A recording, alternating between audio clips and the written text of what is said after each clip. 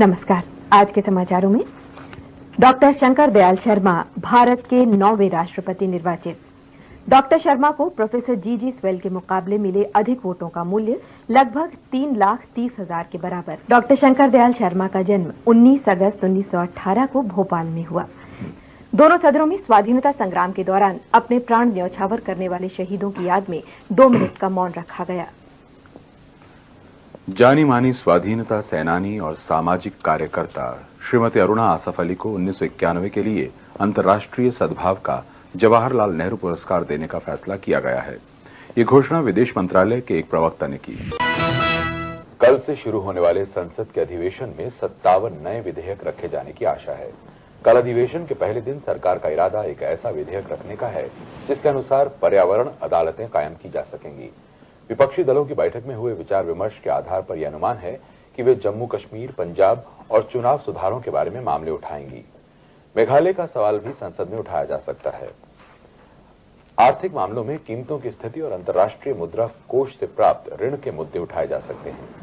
प्रधानमंत्री श्री पीवी नरसिम्हा राव नांदयाल से भारी विजय प्राप्त करने के बाद लोकसभा में पार्टी के नए नेता का कार्यभार संभालेंगे। अब तक की जिम्मेदारी श्री अर्जुन सिंह संभाल रहे थे। संसद के शीतकालीन अधिवेशन की कार्यवाही को दिसंबर के पहले सप्ताह से रिकॉर्ड करके दूरदर्शन से प्रसारित किए जाने की संभावना है। लोकसभा अध्यक्ष श्री शिवराज पाटिल के साथ संसदीय मामलों के मंत्री श्री गुलाम नबी आजाद तथा सूचना और प्रसारण मंत्री श्री अजित पांजा की एक बैठक में कल ये निर्णय लिया गया।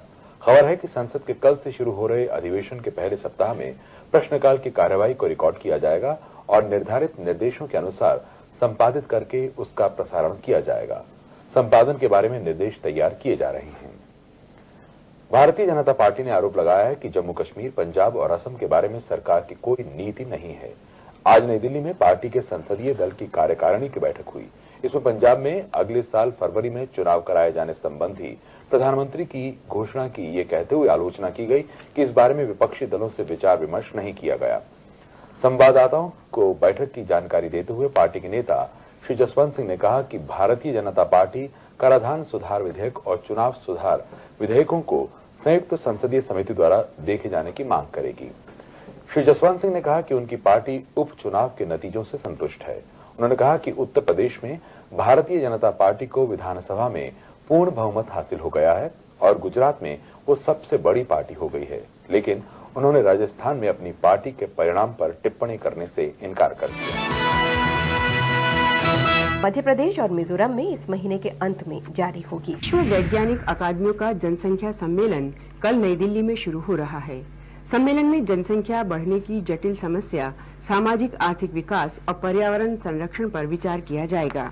महाराष्ट्र में लातूर और उस्मानाबाद जिलों में भूकंप पीड़ितों के लिए भूकंप के झटके सह सकने वाले मकान बनाने का काम कल दशहरे के अवसर पर शुरू किया जाएगा।